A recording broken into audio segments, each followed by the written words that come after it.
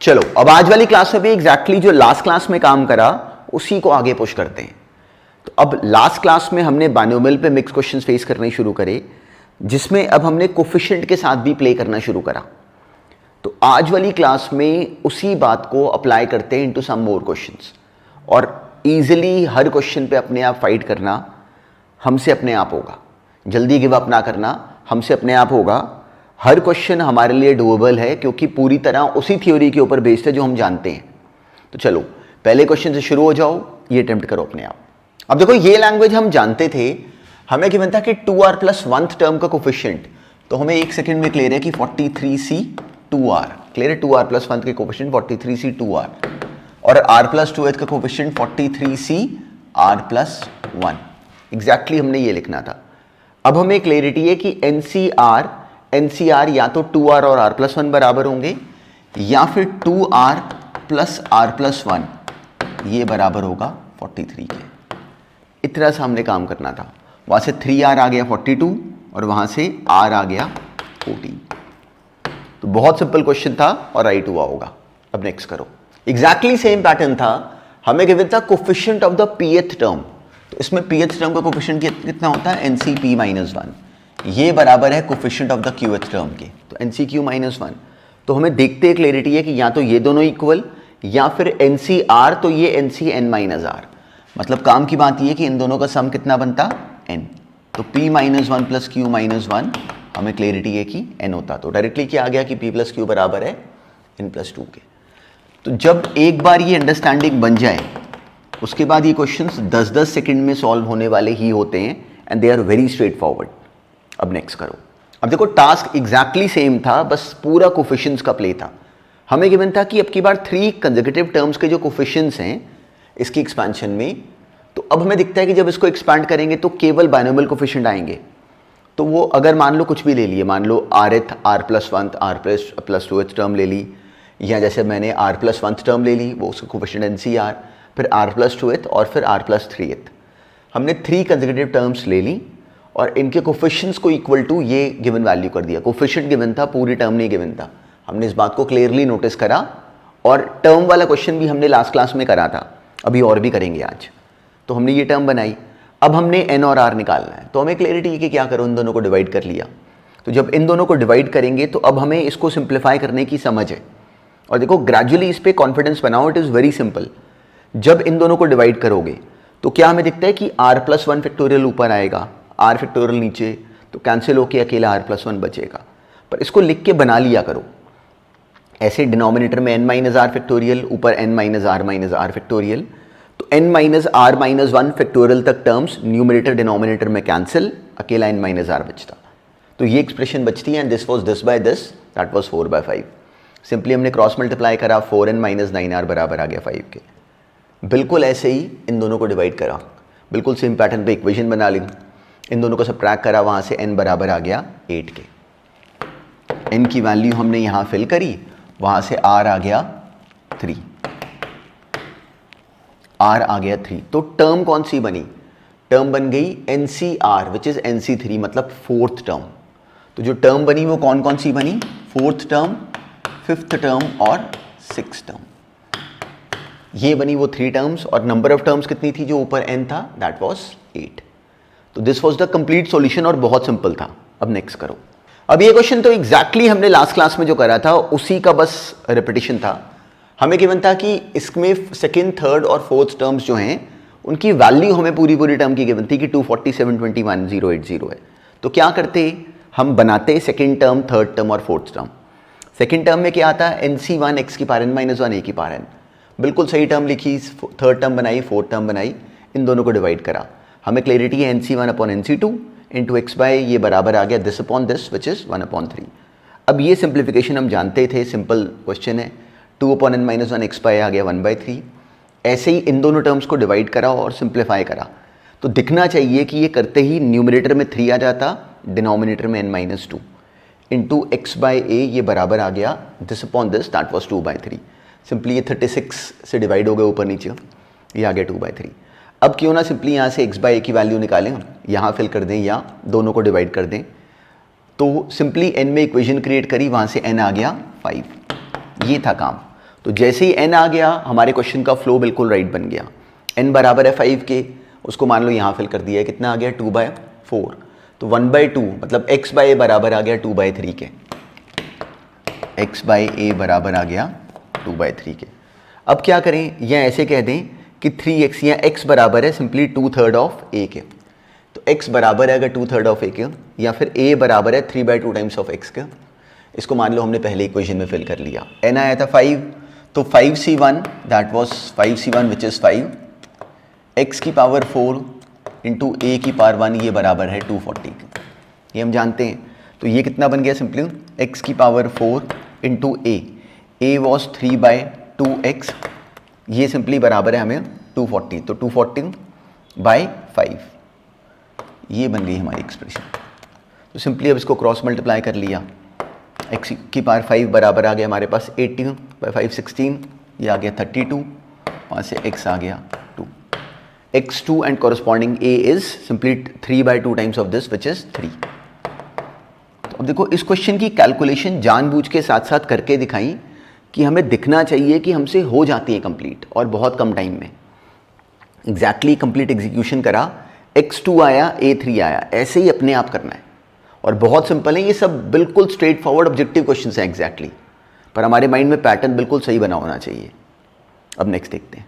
बिल्कुल इस बात पे अपना कॉन्फिडेंस बनाना कि नई टर्म देख के हम पैनिक नहीं होंगे, कुछ मर्जी पूछ लें, हमें जो ये कॉन्फिडेंस गेन करना है, this is the only requirement. हमारी अंडरस्टैंडिंग सही और हम एग्जीक्यूट करने से टर्म को घबराते नहीं हैं, तो फिर हम जब कंपटीशन वाले क्वेश्चन फेस करेंगे वो भी सब बहुत सिंपल है। पूरा जो टास्क है that is very straight forward. हमें किसी ने भी ये क्वेश्चन दिया, ये देखिए कहा कि फाइंड द टर्म या prove that the term independent of x is this, तो we are not able to directly associate कि ये कैसे बना दिया। तो अब पहला काम क्या था कि टर्म इंडिपेंडेंट ऑफ एक्स बनाए, तो वो हमने बनाई, कैसे बनाई, सिंपली 2NCR x की पावर 2n माइनस आर 1/x की पावर r, ये बनी एक्सप्रेशन। अब इसमें जो x की पावर बनी completely that is 2n minus r और यहाँ से माइनस r, तो उसे हमें कहा गया है कि 2n माइनस 2r, उसे 0 होना चाहिए, मतलब n आ गया r। तो जो टर्म इंडिपेंडेंट ऑफ x बनी वो सिंपली यहाँ पे r की जगह n फिल करके आ जाएगी, वो कितनी आ गई 2NCN, दैट इज 2NCN। तो अब हमने इसका मतलब प्रूव करना है कि जो 2NCN है that is this expression, 2NCN हमने ये प्रूव करना है। तो अब इसको ज़रा बनाते हैं और देखते हैं एक्चुअली कितनी सिंपली बन सकता था। 2NCN का मतलब क्या हो गया, factorial 2n upon factorial n into factorial n। बिल्कुल सिंपली हमने 2NCN को एक्सपैंड करा। तो अब देखो जो प्रूव करना है उसमें यहाँ पे फैक्टोरियल n है, तो इसको इस फैक्टोरियल n को यहाँ पे रहने देते हैं क्योंकि ये हमें चाहिए। अब फैक्टोरियल 2n के बारे में सोचो, वो क्या होता है 1 into 2 into 3 into 4 and so on, last में 2n तक। और यहाँ नीचे क्या है, एक फैक्टोरियल n अलग से लिखा हुआ, एक फैक्टोरियल n यहाँ पे। तो अब अगर इसमें अगर इतना सा काम करें कि अपने आप अगर नोटिस करो कि 1 3 5 7 ऑड नंबर्स तो यहाँ पे अलग करे हुए हैं, तो अगर हम क्या करें कि सिंपली ये 1 3 5 और इससे पहले जो ये 2n माइनस 1 आया, इन सबको अगर हम अलग पढ़ लें वो हमें चाहिए। तो जो बाकी बचा वो क्या है, ये 2 ये 4 ये 6 और लास्ट वाला ये 2n।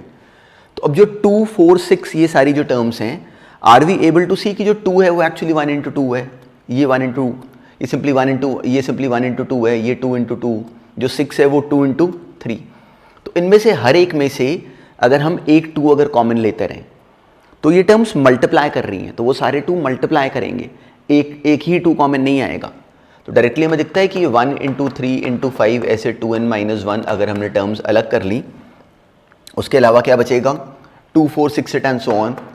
उसमें से हर एक से अगर हमने 2 अगर कॉमन ले लिया तो वो आ गया 2 की पावर n इंटू 1 इंटू 2 इंटू 3 ऐसे लास्ट में। देखो इस 2n से क्या आ जाता n, whole divided by factorial n एक और फैक्टोरियल n एक और, तो ये फैक्टोरियल n ये फैक्टोरियल n आपस में कैंसिल, जो बचा यही उसने कहा था कि प्रूव करो।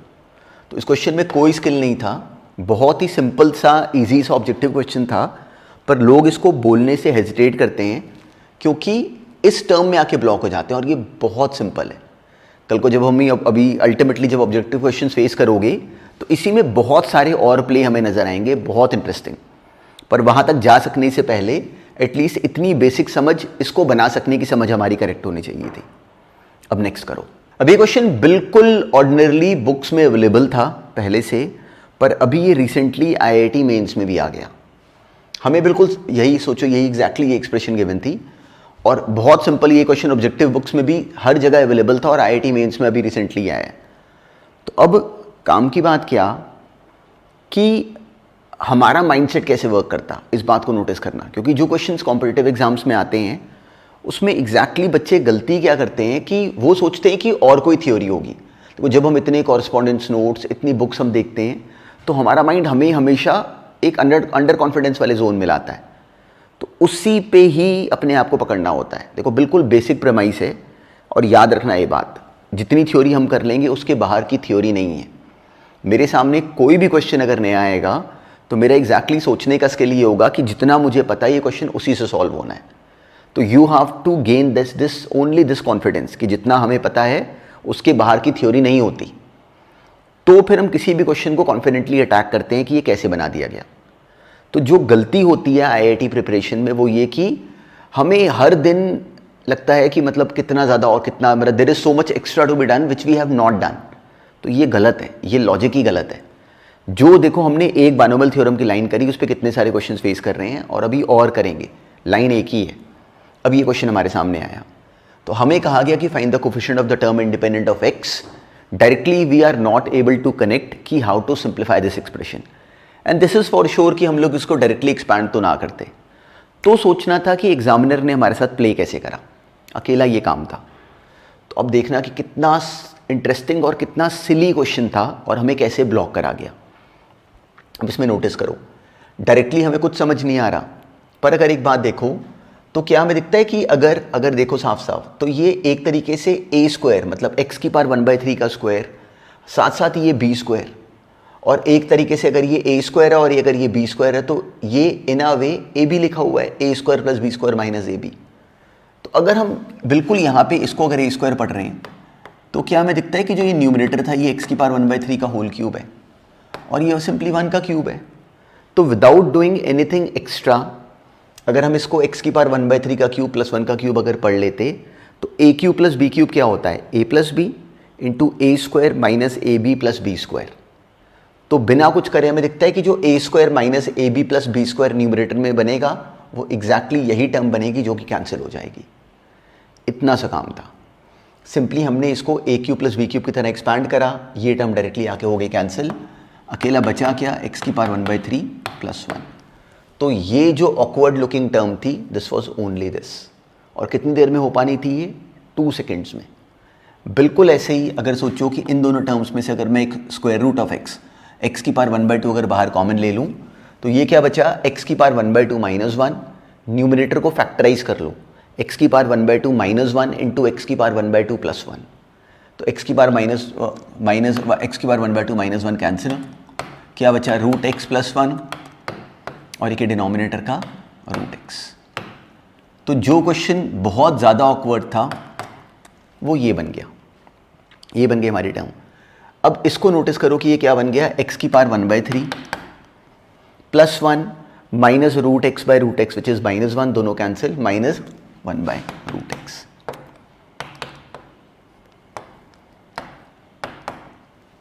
तो ये क्वेश्चन ये बन गया, और बाइनोमियल थ्योरम अभी हमने शुरू नहीं करी। तो जो बच्चा इस वाले क्वेश्चन में यहाँ से यहाँ नहीं आ पाता वो नोटिस करे कि उसको एग्जामिनर ने बाइनोमियल थ्योरम में ब्लॉक नहीं करा। एक बच्चा ये कंक्लूजन बनाते हैं, मतलब आई हैव सीन स्टूडेंट्स कि वो इस तरह की कंक्लूजन्स बनाने शुरू कर देते हैं कि मुझे बाइनोमियल थ्योरम में प्रॉब्लम है। बाइनोमियल थ्योरम में प्रॉब्लम नहीं है, सिंपली हम लोग फैक्टराइज करने की कैपेसिटी से रह गए, और कुछ नहीं, स्किल बहुत सिंपल काम होता है। हमने ये टर्म बनाई, अब ये बनाते ही हमें कहा गया कि टर्म इंडिपेंडेंट ऑफ x, तो हमने जो टर्म बना दी 10CR x की पावर 1/3 की पावर 10 - r और -x की पावर -1/2 की पावर r।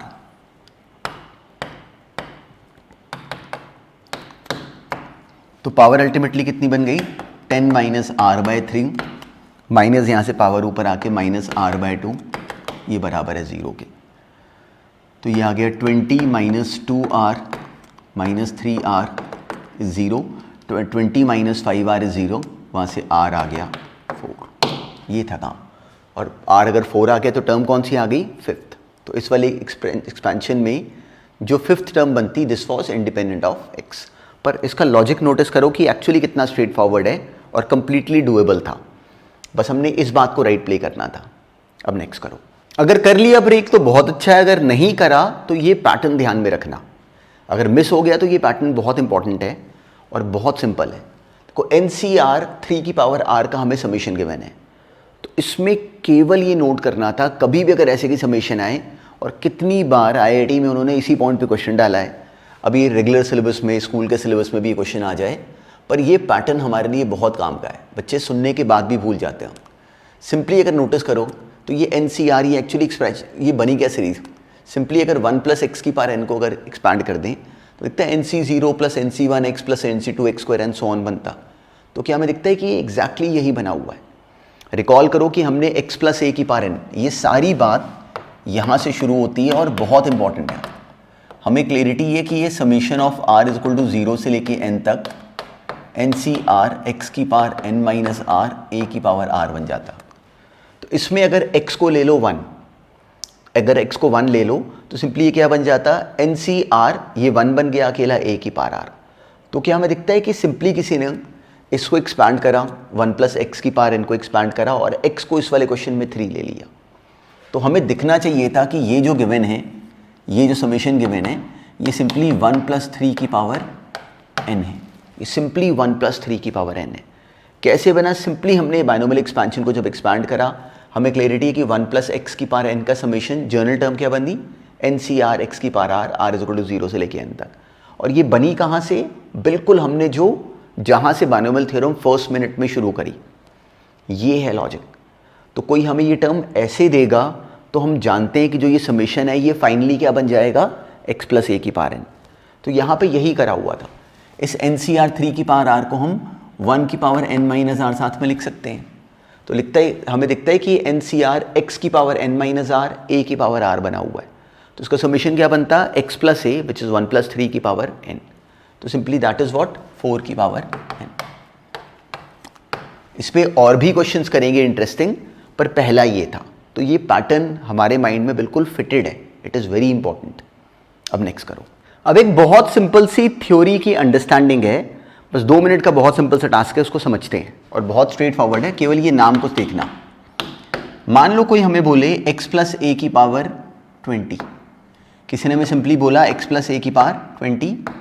तो ये सोचो कि x + a की पावर 20 में नंबर ऑफ टर्म्स कितनी होंगी। x + a की पावर 20 को जब हमने एक्सपैंड करा तो इसमें गिने जाने पे नंबर ऑफ टर्म्स कितनी आएंगी, तो हमें स्ट्रेट फॉरवर्ड समझ में आता है 21। इसमें टर्म्स कितनी होती है, 21।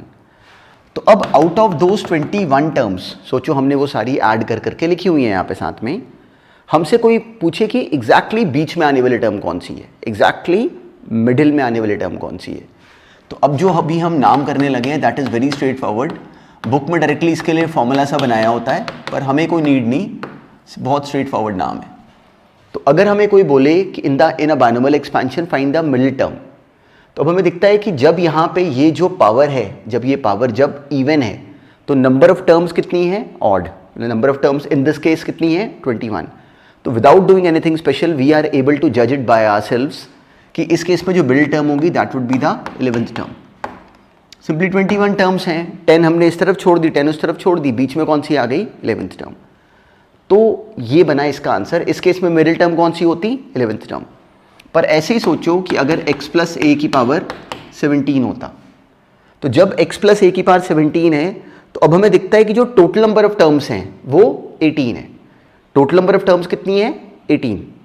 तो हमसे कोई पूछे कि out of those 18 terms exactly बीच में आने वाली टर्म कौन सी है, एग्जैक्टली बीच में आने वाली टर्म, तो हमें दिखता है कि जो 18 टर्म्स हैं उसमें से अब की बार एग्जैक्टली बीच में कोई टर्म नहीं आ रही।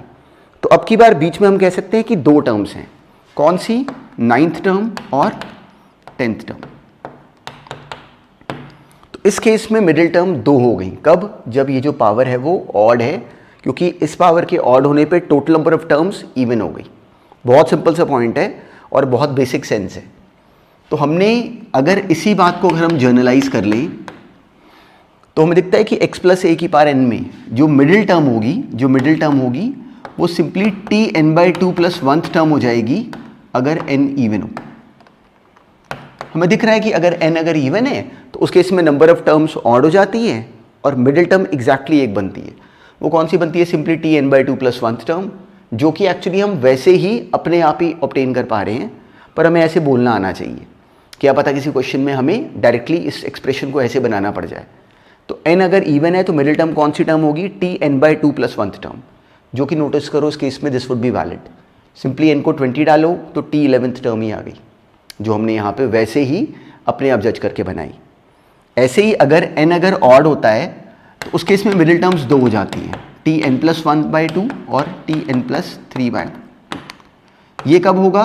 जब जो n होगा वो ऑड होगा।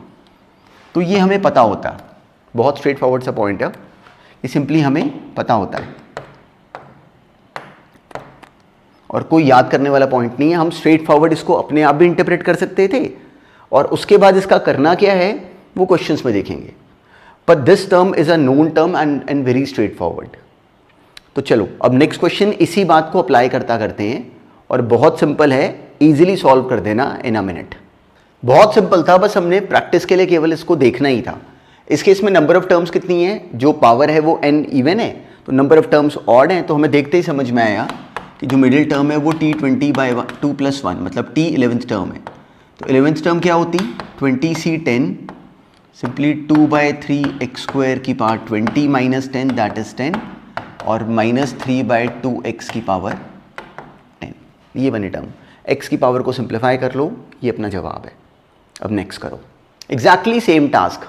अब नोटिस करो कि जो n है वो ऑड है, तो टोटल नंबर ऑफ टर्म्स कितनी बनी? इवन। मिडिल टर्म कितनी आएंगी? 2। वैसे हम डायरेक्टली जज कर पा रहे हैं कि वो 4th और 5th टर्म है, पर फॉर्मूले से करते हैं। तो टी 7 प्लस 1 बाई 2 और टी 7 प्लस 3 बाई 2, ये दो मिडिल टर्म्स बनेंगी। कौन सी आई? 4th टर्म और 5th टर्म। तो 4th टर्म क्या होती? 7c3 3x की power 7 minus 3 which is 4 minus x cube by 6 की पावर 3।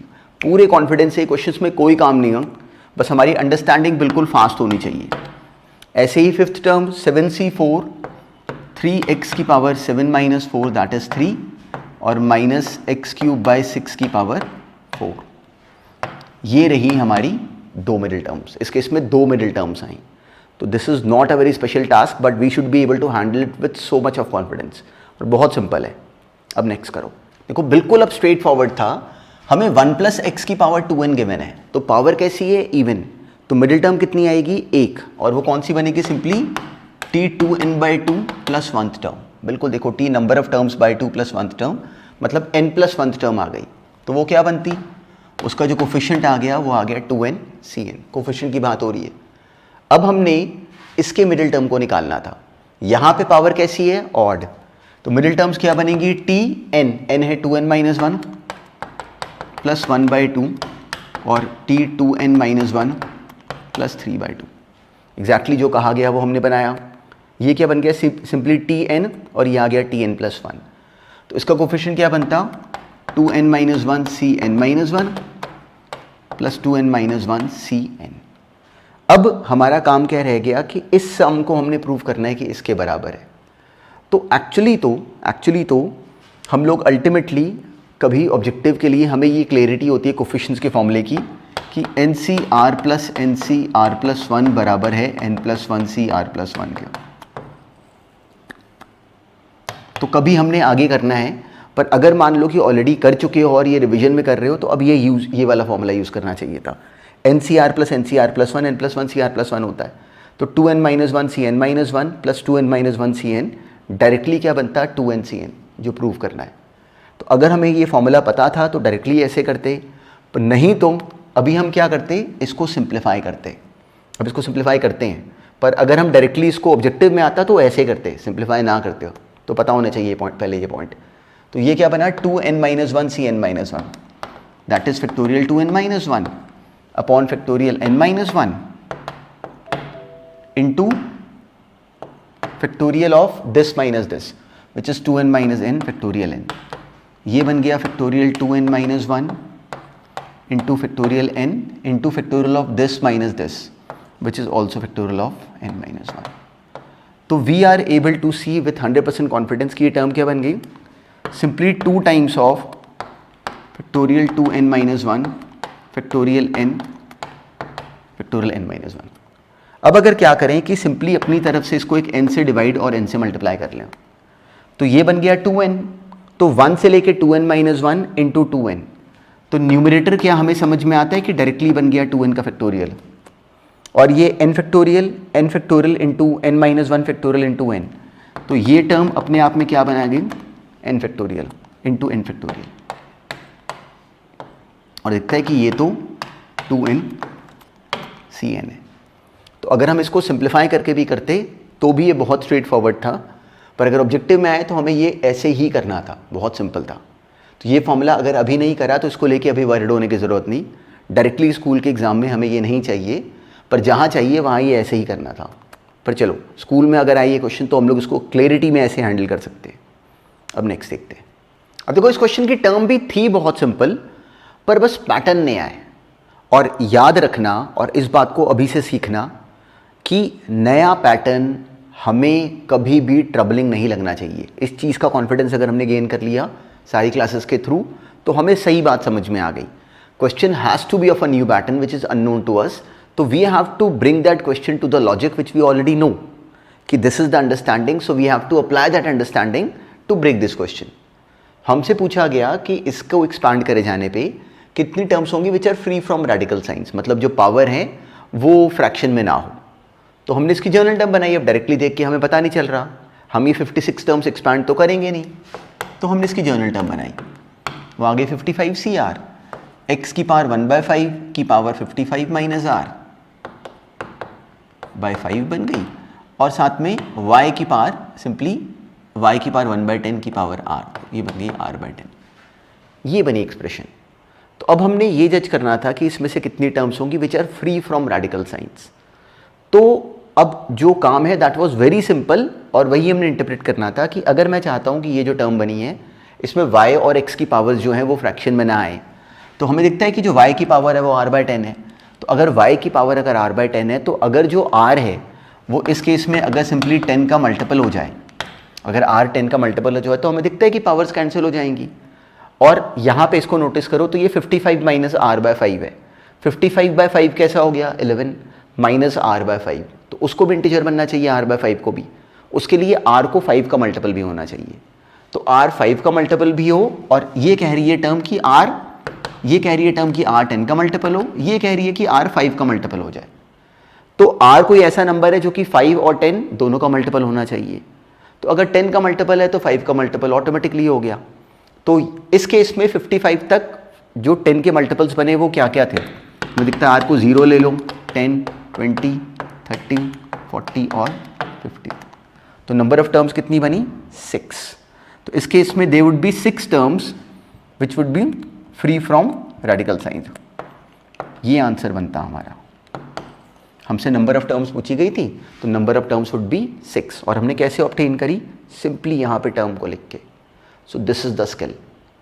अब बिल्कुल इस पे कई सारी वैरायटी के क्वेश्चंस पॉसिबल हैं, पर सोचो कि हमने करा क्या, वही जो कि हम जानते थे पहले से। अब नेक्स्ट देखते हैं। अब आज वाली क्लास में भी हमने बहुत सारे क्वेश्चंस फेस करे मिक्स। यही काम है, यही रिक्वायरमेंट है कि जैसे ऐसे पॉइंट सुनते हो बस साथ साथ क्वेश्चंस अटेम्प्ट करते चलो, और जो पिछले क्वेश्चंस करे उनको भी राइट तरीके से एग्जीक्यूट, उनका पूरी तरह हमें समझ में आना चाहिए कि हमने ये पॉइंट सुना। तो उसके बाद एग्जाम में हमें कुछ भी डिफरेंट नहीं मिलेगा, कोई ट्रबल नहीं आएगी, बस जैसे जैसे बताया जाए उन पॉइंट्स को ध्यान में रखना है। तो और जैसे जैसे क्वेश्चंस करते हो एग्जीक्यूट, वैसे ही हमें लिख लिख के अपने आप करने हैं। तो फिर एग्जाम में हमारी रिप्रेजेंटेशन भी राइट होगी और कोई ट्रबल नहीं आएगी। और जो सही एग्जाम अल्टीमेटली बाद में हमने देखने हैं वो सारे ऑब्जेक्टिव हैं, तो उसमें भी हम लोग पूरे कॉन्फिडेंस से इसी पूरे लॉजिक को अप्लाई कर रहे होंगे। And in the next class we would be handling other than some subjective questions, we would be also handling some objective questions. तो उन ऑब्जेक्टिव क्वेश्चन से भी हमारा सेंस बहुत आगे बढ़ेगा।